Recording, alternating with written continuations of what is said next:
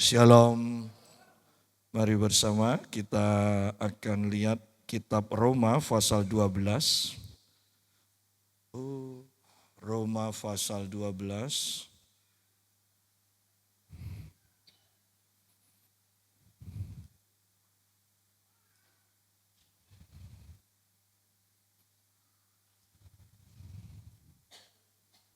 Saya percaya bahwa beberapa dari kita,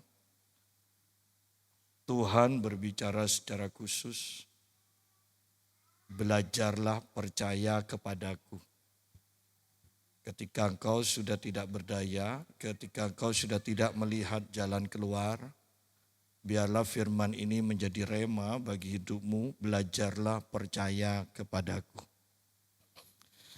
Roma pasal 12 ayat pertama mulai.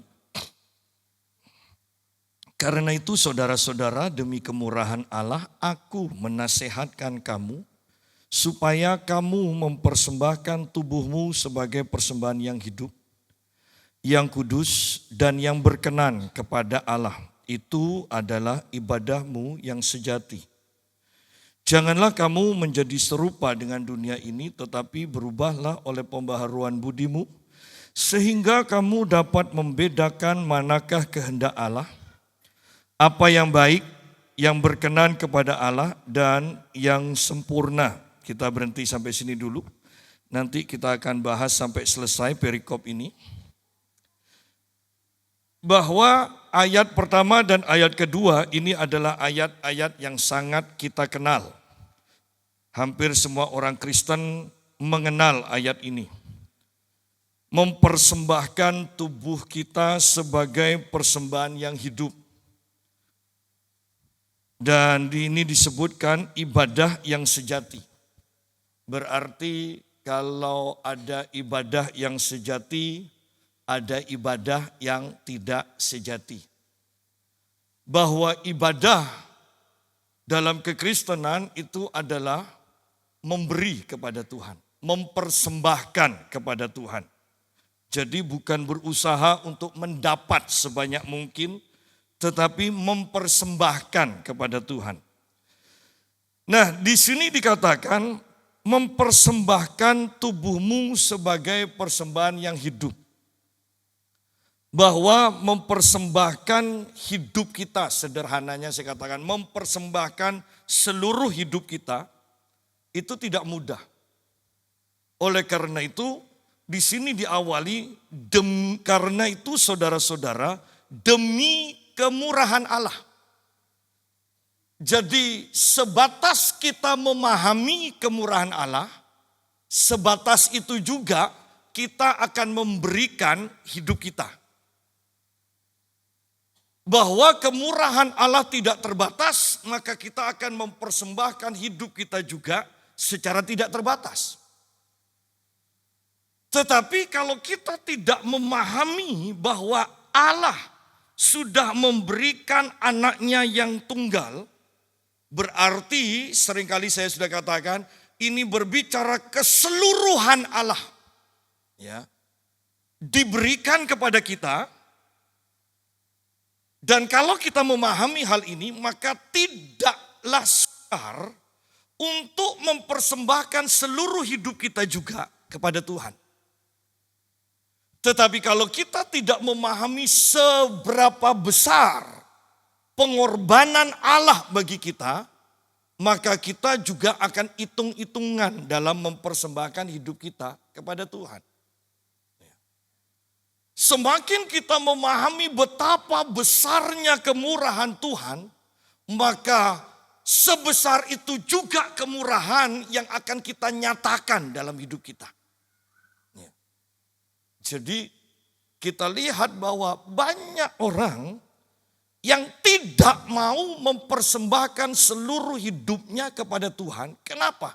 Karena mereka tidak memahami apa yang sudah dipersembahkan Bapa untuk menebus kita.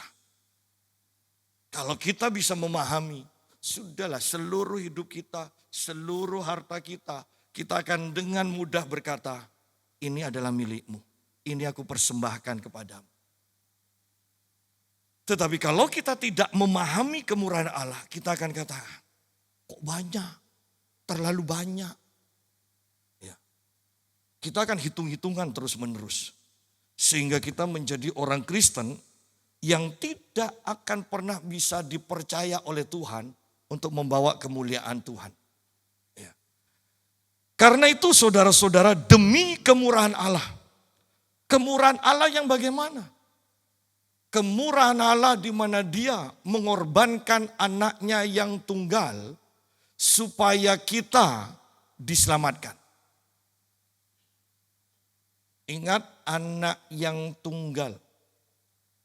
Orang tua itu akan dengan mudahnya mengatakan, lebih baik aku yang mati daripada anakku. Apalagi anak tunggal. Ya. Jadi Anda bisa memahami akan besarnya kasih atau kemurahan Allah yang dinyatakan pada kita. Kalau kita bisa memahami seperti ini, apalagi yang kalau Anda punya anak satu, Anda bisa bayangkan bahwa Anda akan rela memberikan seluruh hidup Anda, seluruh kekayaan Anda demi anak tunggal itu. Jadi sebesar itulah kasih Allah kepada kita, dan ibadah kita itu berlandaskan kemurahan Allah yang sudah diberikan kepada kita semua. Dan kalau kita memahami kemurahan Allah, tidaklah sukar untuk beribadah dengan benar. Yang orang katakan radikal, mati-matian, habis-habisan. Itu cara ibadah yang benar. Ya. Demi kemurahan Allah aku menasehatkan kamu. Supaya kamu mempersembahkan tubuhmu sebagai persembahan yang hidup. Menasehatkan. Ya. Artinya Anda mau melakukan atau tidak terserah. Ya, tidak ada paksaan. Ini berdasarkan pengertian. Pemahaman kita akan kemurahan Allah. Kalau tidak memahami, ya sudah. Kalau tidak percaya, ya sudah. Tidak usah ngomel-ngomel, ya. Apa khotbahnya terlalu keras, apa khotbahnya tidak masuk akal. Kan ini nasihat kata Paulus. Ya. Jadi bahkan Anda tidak perlu marah kepada saya kalau mau marah kepada Paulus. Kalau Anda ingin marah sekarang, tidak sabar, silahkan cepat-cepat. Ya, supaya kamu mempersembahkan tubuhmu sebagai persembahan yang hidup. Nah, di sini kita akan lihat betapa sukarnya mempersembahkan tubuh kita sebagai persembahan yang hidup. Coba hanya sekedar berkata mempersembahkan tubuh kita, gampang. Karena yang namanya persembahan itu harus mati. Tapi ini kan hidup. Anda bayangkan Adi diikat, atau bahkan tidak usah diikat, lebih enak. Anda bayangkan Adi suruh naik sendiri ke mezbah itu, kemudian dibakar dengan catatan tidak boleh keluar dari mezbah itu. Ini loh, ini gambaran persembahkan tubuhmu sebagai persembahan yang hidup. Artinya tidak mudah mempersembahkan kedagingan kita ini loh. Tidak mudah. Daging kita akan berteriak. Daging kita akan mengatakan, kan aku bukan pendeta, masa harus ngalami seperti ini? Biarkan pendeta saja. Kalau mau dilanjutkan, biarkan pendetaku jadi tumbal. Nah kan. Tidak mudah mempersembahkan tubuh kita yang hidup. Karena tubuh kita ini masih banyak keinginannya. Tubuh kita ini tidak ingin dihancurkan. Tubuh kita ingin bebas. Tubuh kita, daging kita menginginkan banyak hal. Dan mempersembahkan tubuh kita sebagai persembahan yang hidup. Itu berarti daging kita harus sungguh-sungguh dibakar sampai habis. Itu tidak mudah. Itu tidak mudah. Yang sangat sederhana, almarhum Ishak Liu, kalau berdoa, dia sekali berdoa itu biasanya 2 jam. Sehari 3 kali. Dan dia sangat sederhana dalam menyampaikan pengajaran tentang mematahkan, menundukkan daging. Jadi kalau dia sudah berdoa, dia berlutut, dia tidak akan bergerak selama 2 jam. Dan kalau kakinya sudah geringgingan, katanya kan, geringgingan.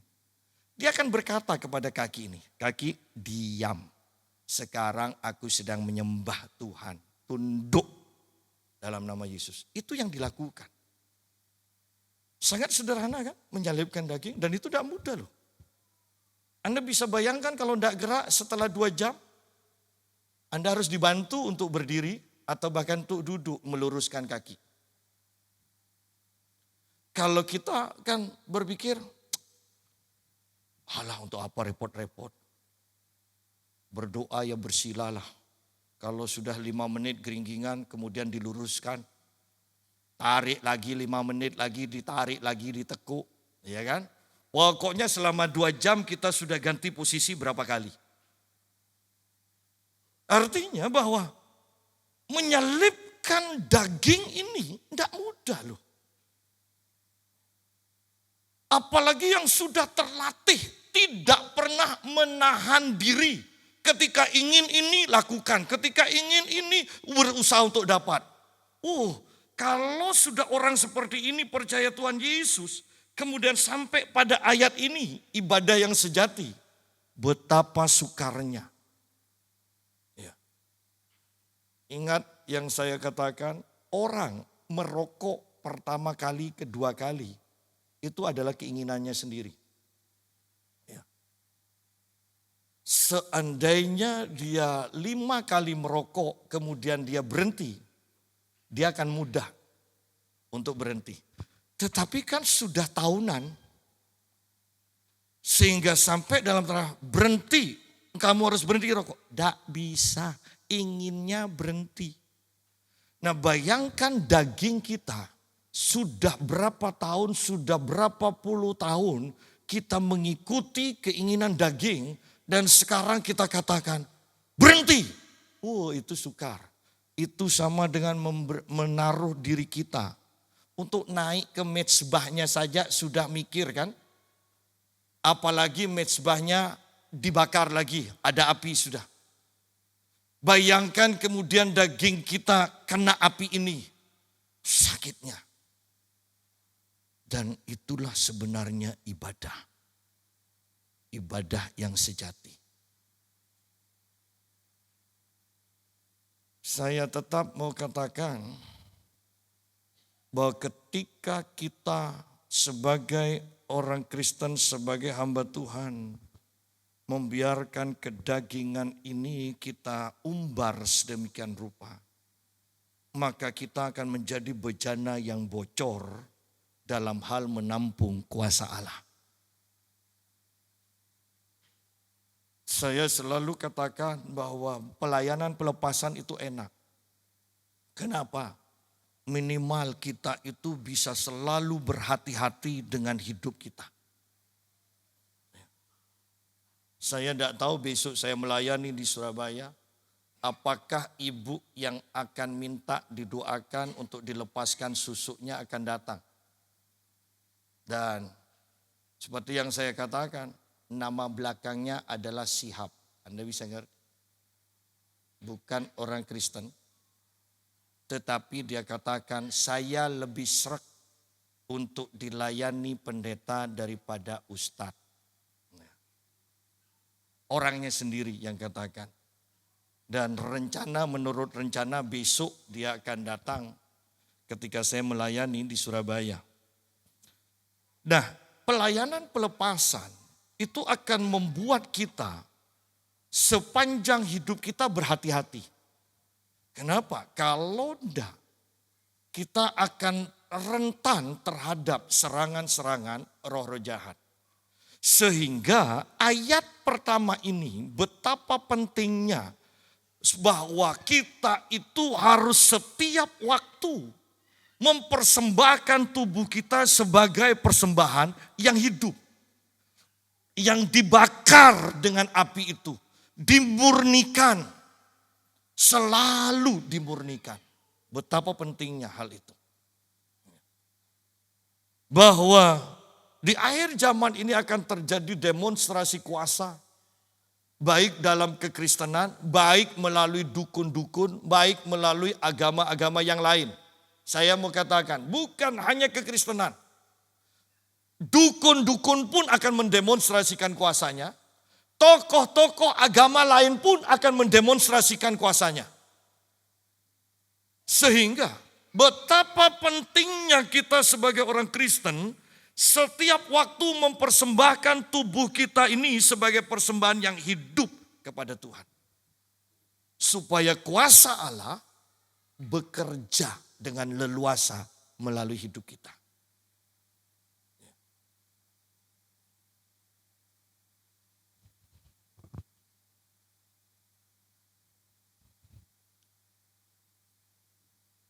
Supaya kamu mempersembahkan tubuhmu sebagai persembahan yang hidup. Yang kudus. Nah, yang kudus dikatakan. Dan yang berkenan kepada Allah. Itu adalah ibadahmu yang sejati. Tidak mudah mempersembahkan tubuh kita sebagai persembahan yang hidup. Memangnya saya bangun pagi, misalnya 4:30, jam 4, seringkali jam 1:30, jam 1:30, Tuhan bangunkan, kemudian saya katakan, haleluya, ini waktunya bertemu dengan Tuhan. Oh enggak, masih mikir, doa tidur, mikir. Itu namanya mempersembahkan tubuh yang hidup ini, seperti itu. Ada kehidupan yang mempunyai kehendak bebas. Taat kepada Tuhan atau menentang. Taat atau menentang. Saya selalu katakan di akhir zaman orang Kristen. Dosa perzinahan, dosa korupsi. Sudah tidak main lagi. Tidak main. Di akhir zaman ini. Proses penyempurnaan itu ibarat pakaian, saya sering katakan, sudah dicuci, dijemur, sudah bersih. Sekarang itu tinggal disetrika aja. Jadi sudah tidak kotor lagi, tinggal disempurnakan kerut-kerutnya itu loh. Kalau Anda masih berkutat dengan kotoran, Anda tidak akan pernah mengerti kehendak Tuhan. Anda tidak akan siap untuk masuk dalam peperangan rohani yang sebenarnya. Ayat yang kedua, janganlah kamu menjadi serupa dengan dunia ini. Tetapi berubahlah oleh pembaharuan budimu, sehingga kamu dapat membedakan manakah kehendak Allah. Apa yang baik, yang berkenan kepada Allah, dan yang sempurna. Janganlah kamu menjadi serupa dengan dunia ini. Ini sukar sekali. Sukar sekali. Bahwa hanya ketika kita mau sungguh-sungguh membaca, menghafal, mempelajari, merenungkan firman Tuhan, setiap waktu pikiran kita terus diperbaharui oleh firman Tuhan, baru kita akan berbeda dengan dunia. Dalam meresponi setiap masalah, kita berbeda dengan dunia. Ya. Bayangkan ketika kita mengalami masalah keuangan, dunia langsung berpikir, pinjem ke siapa? Ya. Tetapi orang yang percaya Tuhan, berbeda. yang dicari terlebih dahulu adalah Tuhan. Bayangkan ketika kita dunia mengalami sakit penyakit. Respon pertama, dokter siapa yang bagus? Tetapi orang yang percaya sungguh-sungguh yang sudah diperbarui pikirannya oleh firman Tuhan. Yang dicari adalah firman Tuhan, janji Tuhan tentang kesembuhan. Bahwa sangat penting untuk berbeda dengan dunia. Dan tidak bisa tidak hanya firman Tuhan yang akan mengubahkan kita. Seperti sering saya saksikan di awal-awal pelayanan saya, bahwa saya ini dulu punya kebiasaan yang selalu terjadi. Setiap bulan September, antara September dan Oktober, saya pasti sakit. Dan itu sakitnya setengah bulan. Sehingga saya bisa turun 10 kilo kalau sudah seperti itu. Karena setiap tahun sakit, maka saya katakan begini, saya punya iman untuk sakit. Jadi kalau sudah mau September ini sudah siap-siap sakit. Dan memang sakit sungguhan. Sampai kemudian saya membaca bukunya Kenneth Hagin almarhum. Dan semua bukunya saya baca. Hampir semua bukunya Kenneth Hagin itu. Intinya itu adalah Markus 11 ayat 23 dan 24. Tentang iman. Hampir semua bukunya itu pasti ayat itu diulang terus. Sampai saya hafal dengan ayat itu. Dan tidak tahu bagaimana dan sejak kapan September, Oktober berlalu tanpa saya sakit. Lihat di sini, tidak berdaya upaya tetapi tanpa sadar karena baca buku itu. Selalu ayatnya seperti itu tentang iman. Tanpa sadar, saya tidak sakit lagi. Karena pola pikir saya diubahkan oleh firman Tuhan. Banyak dari kita berpikir, kok baca firman Tuhan 1 kali, 2 kali, kok tidak ada hasil, kemudian berhenti.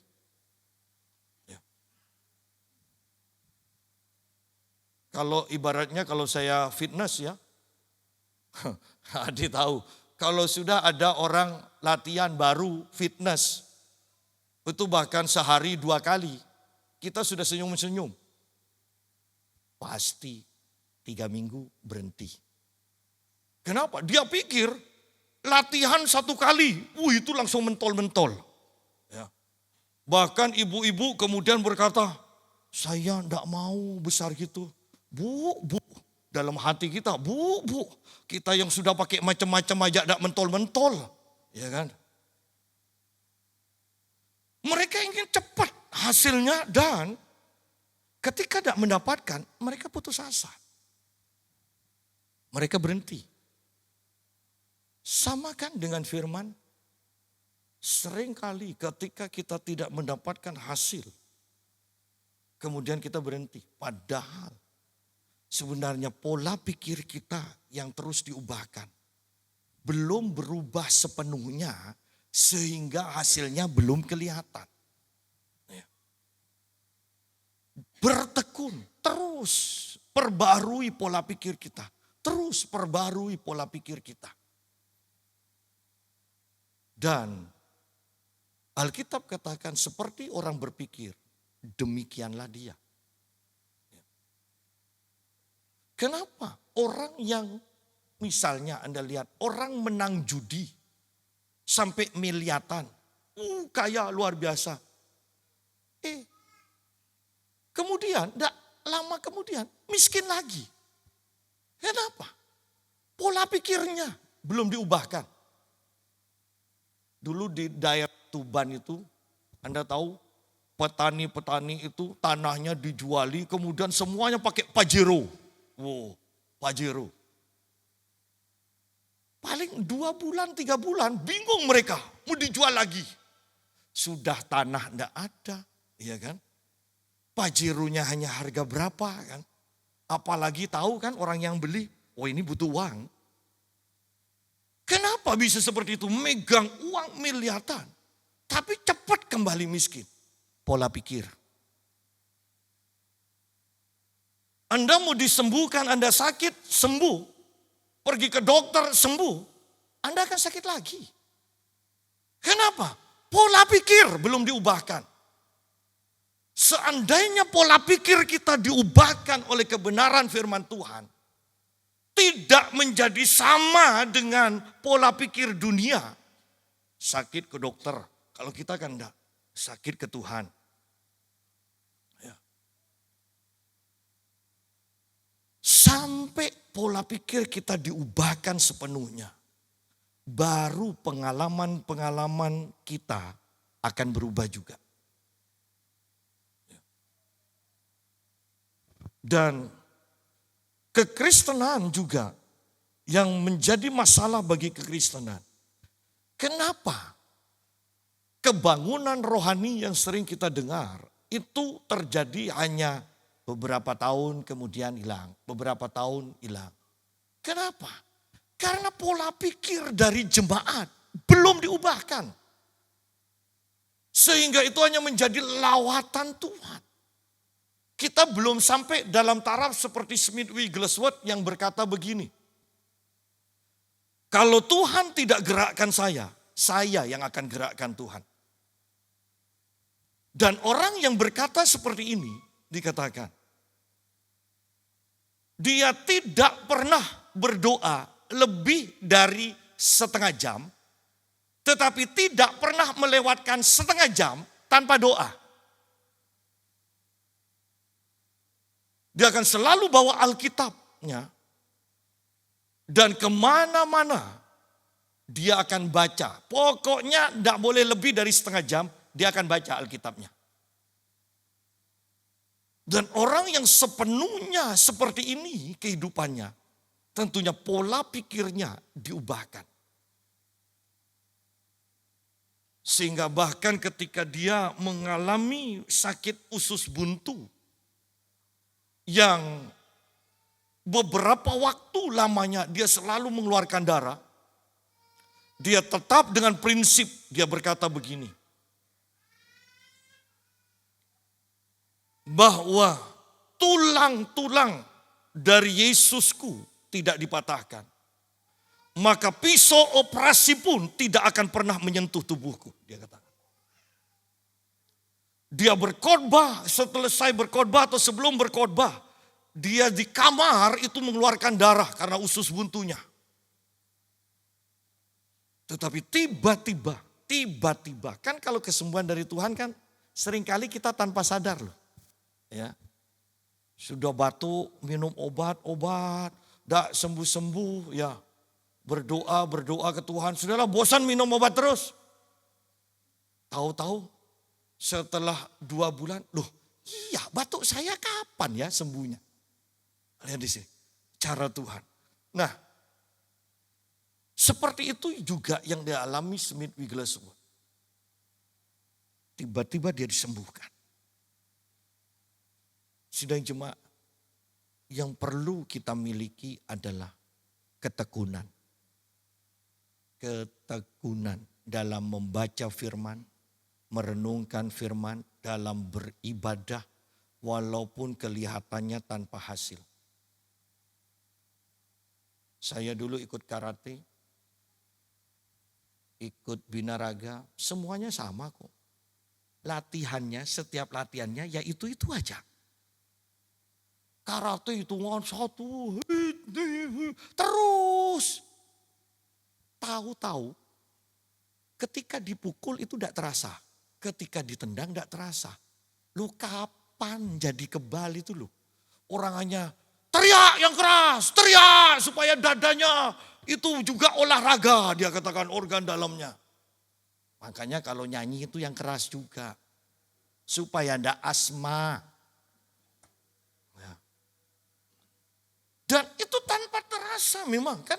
Anda tahu kalau Kyokushinkai kan tanding itu kan full body contact. Pukul itu tidak terasa. Tahu-tahu besoknya bengkak semua gitu, tidak bisa bangun. Ya. Makanya kalau Kyokushinkai kan harus 1 hari full selesai. Karena besoknya pasti tidak bisa bangun sudah. Ya. Saya bersyukur punya orang tua itu seperti papi. Jadi mami prinsipnya anak tidak mau diadu seperti ayam. Tapi saya berangkat bilang nonton. Malam-malam datang itu papi yang langsung nyuci. Pakaian kan penuh darah. Pagi-pagi, sangkuen tak tahu engkau. Ya terus.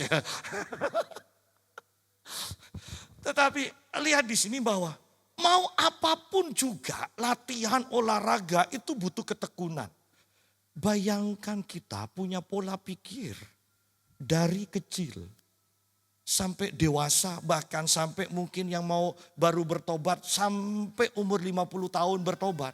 Itu untuk mengubah pikiran itu, pola pikir. Bagaimana bisa dalam sekejap? Ibadah sebulan sekali lagi. Di rumah pun jarang baca Alkitab. Bagaimana pola pikir akan diubah? Dari TK kita sudah ajarkan hemat pangkal kaya. Hemat pangkal kaya. Sampai kuliah pun itu tetap terekam. Hemat pangkal kaya. Sekarang terima Tuhan Yesus. Mau diberkati. Tabur. Supaya kaya. Tabur supaya kaya. Bagaimana bisa pengajaran 1-2 kali akan mengubahkan pola pikir kita selama sekitar 25 tahun. Jadi ayat yang kedua ini butuh ketekunan. Ayat pertama butuh keberanian, pemahaman. Ayat kedua butuh ketekunan. Janganlah kamu menjadi serupa dengan dunia ini. Tetapi berubahlah oleh pembaharuan budimu sehingga kamu dapat membedakan manakah kehendak Allah, apa yang baik, yang berkenan kepada Allah dan yang sempurna. Saya selalu menasehatkan kepada banyak orang, kalau mau bergerak di dalam alam roh, alam supranatural, yang paling penting adalah pelajari firman Tuhan.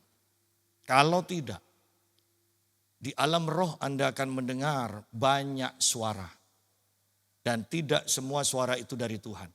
Anda akan gampang disesatkan. Di alam roh Anda akan mendapatkan banyak penglihatan. Dan tidak semua penglihatan itu dari Tuhan. Jadi sebelum kita bergerak dalam alam supranatural, yang pasti harus kita miliki adalah firman Tuhan yang kuat. Ya. Firman Tuhan yang kuat. Saya tetap ingat ketika saya melayani di Solo. Saya melayani di gereja yang pakai bendera, pakai jubah. Anda kan tahu kan, jubahnya macam-macam ya kan. Pakai dupa segala macam, keliling itu juga. Dan ketika saya menyampaikan firman, satu jemaat berkata, "Pak, tanya, apa? Pesan Tuhan untuk gereja kami apa, Pak?" Saya langsung jawab, "Kalau mau ngeroh, jangan terlalu ngeroh." Ngerti? Amin, ngerti Pak. Karena kalau terlalu ngeroh, Anda akan jadi aneh. Jadilah orang biasa, tapi mendoakan orang sakit sembuh. Jadilah orang biasa, normal, tidak kelihatan aneh, tapi ngusir setan, setannya pergi. Kan cukup kan seperti itu kan. Ya. Tetapi sekarang Anda akan menemukan banyak yang aneh-aneh. Ya. Kita tetap percaya pakai minyak, tapi saya tetap percaya minyak cukup dioleskan. Tidak usah pakai botol semprotan. Ya. Sekarang ada yang disemprot loh. Kalau Anda tidak puas dioles, bisa cepat usul ke saya ya.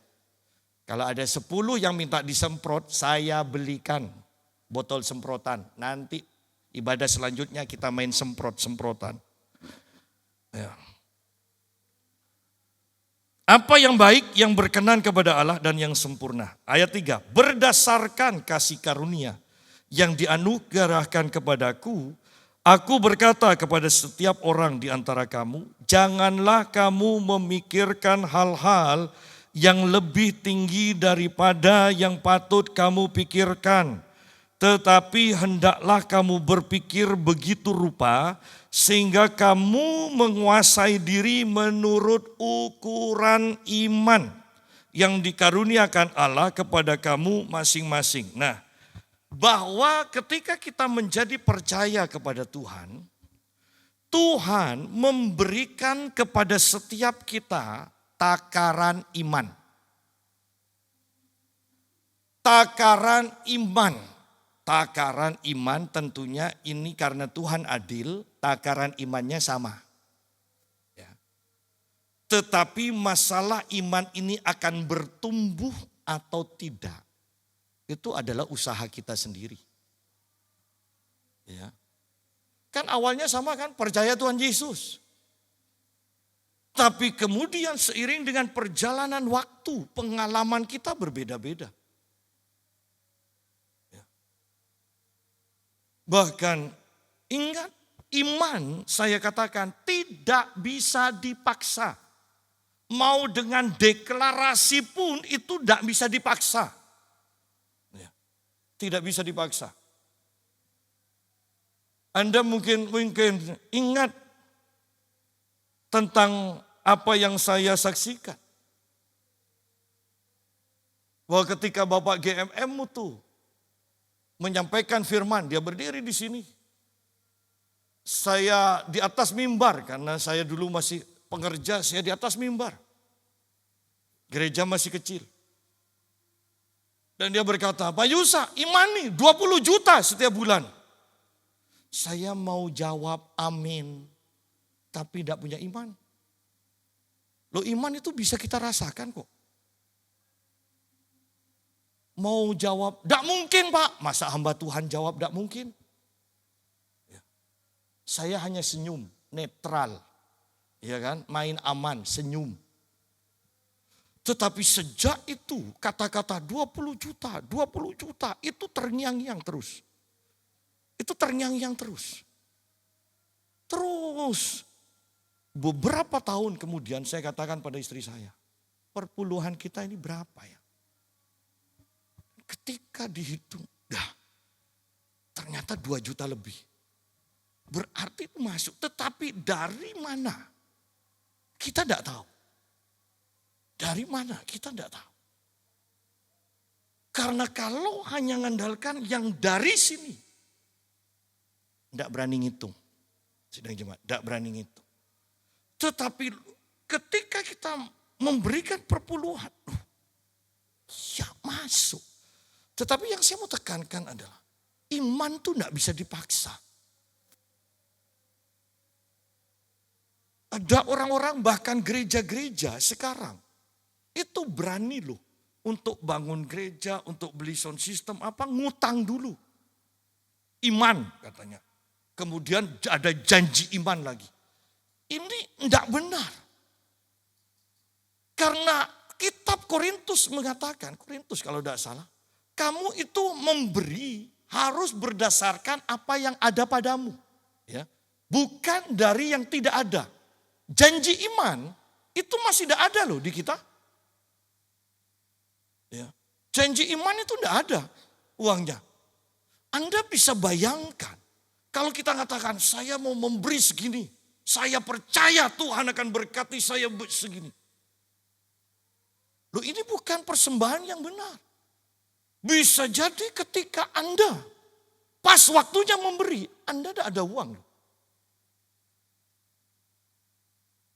Karena Anda malu, mungkin Anda pindah gereja nanti jadinya. Tetapi saya mau katakan, itu bukan persembahan yang benar. Karena Alkitab katakan, engkau harus memberikan persembahan berdasarkan apa yang ada padamu. Bukan main judi Tuhan, kalau engkau berkati aku dan aku percaya engkau pasti berkati. Aku janji iman, setiap bulan aku kasih. Bukan seperti itu. Bukan. Jadi saya mau katakan iman tidak bisa kita paksa. Tetapi iman bisa kita terus latih. Terus latih. Dan Anda harus melatihnya. Anda tidak bisa punya iman sembuh dari kanker. Kalau ketika Anda sakit perut aja, Anda langsung ingat diapet. Ya. Kan ini penyakit jauh dari mati. Kenapa kok tidak buat latihan dengan memperkatakan firman Tuhan? Aku percaya oleh bilur-bilur Tuhan Yesus aku sudah disembuhkan. Aku percaya sakit perutku ditanggung oleh Tuhan Yesus. Tiba-tiba sembuh. Naik lagi penyakit yang lebih parah lagi. Tetap. Ternyata tetap manjur. Imannya bertambah ketika engkau menghadapi penyakit yang parah yang dokter tidak bisa. Katakan sudah tidak ada harapan. Imanmu sudah terlatih. Sama kan dengan fitness. Tidak bisa ujuk-ujuk Anda datang latihan pertama kali bench press 140. Tidak bisa. Anda harus 20 kilo, mungkin 10 kilo latihan. Demikian pula iman. Memangnya memberi, kemudian Anda langsung punya iman dalam hal memberi. Puluhan juta. Oh enggak, itu harus dilatih. Itu harus dilatih. Takaran imannya sama. Iman keselamatan itu percaya bahwa kita diselamatkan oleh anugerah sama. Tetapi selanjutnya Anda sendiri yang harus mengembangkan iman itu. Anda harus latih. Anda harus latih. Anda akan sampai dalam taraf kemudian ketika memberi. Anda akan berani memberi semua yang ada padamu. Karena ada kesaksian iman di dalam batinmu. Bahwa ketika kau memberi ini, aku akan memberkati kau limpah. Ini iman. Tapi ingat, tidak bisa kita ikut-ikutan orang. Karena orang itu memberikan 20 juta, kita kemudian, alah saya juga kasih 20 juta. Tidak bisa. Ada kesaksian iman di dalam kita. Dan itu kita jangan melampaui takaran iman yang sudah ada di dalam dirimu. Habis kau. Ya. Iman harus bertumbuh. Iman harus bertumbuh. Ayat 4. Sebab sama seperti pada satu tubuh kita mempunyai banyak anggota. Tetapi tidak semua anggota itu mempunyai tugas yang sama. Demikian juga kita walaupun banyak adalah satu tubuh di dalam Kristus. Tetapi kita masing-masing adalah anggota yang seorang terhadap yang lain. Nah, ayat 4 mengingatkan kita bahwa kita ini adalah anggota tubuh. Jadi, setiap kita mempunyai fungsinya masing-masing. Ya. Tidak usah ingin menjadi sama dengan yang lain. Ya. Saya pengkhotbah. Saya kasih waktu 5 menit aja untuk khotbah. Saya sudah dapat bahan untuk khotbah. Tetapi untuk jadi nyanyi, makanya kan saya kalau tampil, saya jarang mengajak Anda nyanyi. Karena untuk mulainya itu repot. Cari nadanya yang pas. Ya. Tahu diri. Jangan sampai, alah nanti Tuhan pimpin. Tidak bisa seperti itu kalau sudah berbicara tentang karunia. Ya. Tentang talenta. Bahwa setiap orang itu mempunyai ciri khas. Kemampuannya masing-masing. Dan tidak usah ingin untuk menjadi sama dengan yang lain. Ya. Bayangkan saya kemudian ganti gaya khotbah karena ingin menjadi pengkhotbah yang agak melucu. Dengan tubuh saya yang seperti ini, mau ngelucu bagaimanapun tidak lucu. Ya. Jadi tidak usah dipaksa kan. Banyak orang ingin menjadi sama dengan orang lain. Ingat, Ayat 4 mengingatkan kita itu anggota tubuh, masing-masing anggota tubuh. Artinya fungsinya itu berbeda. Kemudian ayat 5 mengingatkan kepada kita bahwa walaupun banyak tetapi satu tubuh. Artinya dalam keberbedaan ini kita harus saling melengkapi. Kita harus bekerja sama tanpa mengharapkan yang lain menjadi sama dengan kita. Tetapi kita harus bekerja sama. Bayangkan di gereja itu ada yang mempunyai karunia bernubuat. Yang lainnya karunia mujizat. Yang lainnya karunia membedakan roh. Yang lainnya karunia kesembuhan. Yang lainnya bernubuat. Bukankah gereja akan menjadi satu tempat ibadah yang begitu dinanti-nantikan oleh setiap orang percaya? Tetapi karena kita tidak mengaktifkan karunia-karunia roh kita, karena kita tidak peduli betapa pentingnya diri kita untuk anggota-anggota yang lain, maka kita tidak tekun untuk terus mengaktifkan karunia roh. Berapa tahun setiap pagi saya mengatakan, aku mengaktifkan karunia kesembuhan, karunia bernubuat, karunia iman, karunia berkhotbah. Dalam nama Tuhan Yesus aku aktifkan. Saya berkata-kata dalam bahasa roh, saya ucapkan lagi. Berapa tahun itu saya ucapkan. Dan tiba-tiba karunia-karunia roh itu aktif. Bukan 1-2 kali berdoa kepada Tuhan. Saya katakan berapa tahun? Anda bisa tanya ke istri saya, berapa tahun saya berdoa dari kitab Efesus. Aku meminta Bapa supaya Engkau memberikan aku roh hikmat dan wahyu untuk mengenal Tuhan dengan benar.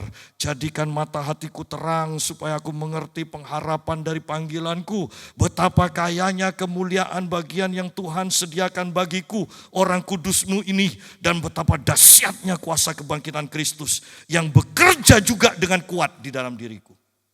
Anda boleh tanya pada istri saya, berapa tahun setiap pagi saya mengucapkan itu dalam doa saya. Dan tiba-tiba menyampaikan firman mengalir begitu mudahnya. Berapa tahun? Itu bukan hanya 1 kali, 2 kali. Itu mainnya tahun. Sidang jemaat. Ayat yang ke-6. Demikianlah kita mempunyai karunia yang berlain-lainan menurut kasih karunia yang dianugerahkan kepada kita. Ingat, karunianya berbeda-beda. Jika karunia itu adalah untuk bernubuat, baiklah kita melakukannya sesuai dengan iman kita. Ya. Bernubuat itu butuh iman. Kalau punya karunia nubuat, lakukan sesuai dengan iman. Kenapa saya katakan, bahkan Alkitab ini katakan bernubuat itu butuh iman. Karena ketika Anda bernubuat, Anda tidak tahu apa yang akan Anda katakan semuanya. Anda hanya tahu ini atmosfernya, atmosfer nubuatan, pengurapan nubuatan. Dan ketika Anda berkata-kata dalam bahasa roh, Anda tahu di sini berbual-bual. Sehingga Anda tahu Anda harus mengatakan, tapi apa ya? Nah, berani atau tidak? Anda tahu ada pengurapan nubuatan yang bekerja, berani atau tidak Anda membuka mulut. Alkitab katakan, bukalah mulutmu lebar-lebar, aku akan membuatnya menjadi penuh. Jadi kata pertama itu harus dari kita, kata selanjutnya Tuhan akan berikan, itu bernubuat. Seringkali saya bernubuat tidak tahu apa yang harus saya katakan. Anda kalau di Surabaya, saya sering katakan di Surabaya, mau di Semarang pun sama. Bahwa setiap selesai ibadah, itu puluhan orang minta didoakan dan mereka siap dengan HP-nya. Boleh saya rekam ya Pak? Boleh saya rekam, silakan saya bilang. Dan Anda tidak tahu apa yang Tuhan akan sampaikan melalui Anda. Tetapi yang Anda tahu, orang menanti-nantikan nubuatan. Jadi kita tidak tahu hanya karena iman saja. Bahwa ketika saya tumpang tangan, saya mengucapkan kata-kata selanjutnya, Tuhan yang akan menyambungnya. Dan puji Tuhan banyak kesaksian, tepat. Bahkan satu orang yang terkenal otaknya begitu cerdas. Dulu pertama kali kita ketemu dengan orang ini, waktu saya melayani konferensi kenabian di Malaysia, dia ikut bersama rombongan dari Surabaya. Dan orang ini sombong sekali. Sombong, otaknya pinter, kaya sekali. Dan akhir-akhir ini setiap saya melayani di Surabaya, orang ini datang terus. Dan dia selalu katakan, Pak Yusa, nubuatan yang dulu betul semua terjadi. Sehingga setiap saya datang di tempat di Surabaya Barat, orang ini datang juga.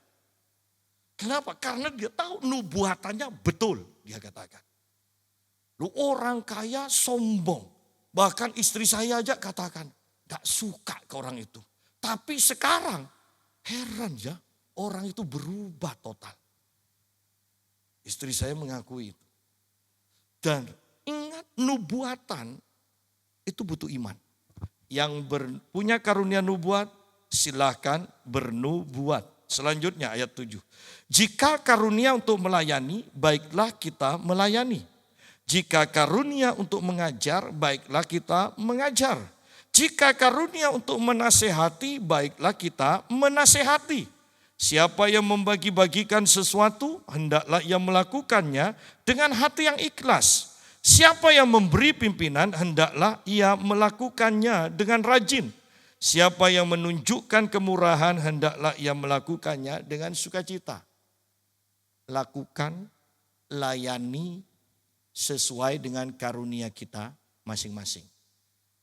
Jangan iri, jangan ingin jadi seperti orang lain, jangan mengharapkan orang lain juga sama seperti kita. Anda bisa bayangkan di sini kan jelas. Kalau karunia melayani, baiklah ia melayani. Kalau kita ganti misalnya. Jika karunia untuk melayani, baiklah dia memberi dengan penuh kemurahan. Itu akan stres orang itu. Karunianya melayani, dipaksa untuk selalu memberi. Stres. Karena dia melayani bukan sesuai dengan karunianya. Ya. Baiklah orang yang mempunyai karunia melayani, dia memimpin dengan penuh berani. Kacau dia, stres. Karena melayani bukan berdasarkan karunianya. Jangan mengharapkan orang untuk juga jadi sama seperti saya. Apa tiap Natal selalu saya yang nyumbang, yang lainnya mana? Loh, memang karunianya karunia memberi. Sehingga pemberiannya akan lebih banyak daripada yang lain. Ya. Yang tidak punya karunia memberi bukan berarti bebas tidak usah memberi. Tetapi yang terjadi adalah tidak akan sesering dan tidak akan sebanyak, tidak akan seberani orang yang punya karunia memberi. Yang punya karunia memberi juga jangan paksa orang untuk memberi sesering dan sebanyak dirinya. Saya tidak berbicara tentang kekayaan. Kalau Anda memang punya karunia memberi, walaupun hidupmu pas-pasan atau lebih sedikit, Anda akan berani sekali. Bisa-bisa Anda akan dibaca oleh orang. Ini tidak sekaya si A tapi pemberiannya kok lebih banyak daripada si A. Karena memang dia punya karunia memberi. Dan kita tidak boleh juga ngomel kepada yang kaya. Apa kaya tapi pelitnya luar biasa. Walaupun yang kaya pun harus belajar. Tetapi saya mau katakan. Karena memang bukan karunianya sekalipun kaya. Dia tidak akan punya keberanian seperti orang yang punya karunia memberi. Nah kalau kita sudah mengerti tentang karunia-karunia ini, kan enak kan, tidak usah saling iri, tidak usah saling menghakimi, ketahuilah karunia kita masing-masing, berjalanlah, tingkatkanlah karunia kita, dan kita adalah tubuh, kita harus saling melengkapi. Semakin kita menyadari kita harus saling melengkapi, karunia itu akan bekerja semakin kuat di dalam kehidupan kita. Jadi inilah perjalanan ibadah kita. Ibadah mempersembahkan tubuh kita, mengubah pola pikir kita, menyadari karunia takaran iman, dan meningkatkan takaran iman ini dalam hidup kita, dan kemudian mengenal karunia kita, dan bergerak dengan karunia kita. Sidang jemaat, ibadah bukan hanya sekedar nyanyi dan mendengarkan khotbah, tetapi pada waktu ibadah ini, karunia-karuniamu juga sedang diaktifkan. Engkau sedang diperlengkapi. Ingat, seperti tadi pagi saya katakan, bahwa kita berusaha meningkatkan karunia-karunia kita. Kuasa yang Tuhan berikan pada kita, kita tingkatkan. Kenapa? Bukan untuk menyombongkan diri, bukan untuk keuntungan kita sendiri. Tetapi karena banyak orang membutuhkan kita. Banyak orang membutuhkan pertolongan. Jadi mari kita lebih sungguh-sungguh dalam beribadah kepada Tuhan. Kita berdoa. Haleluya.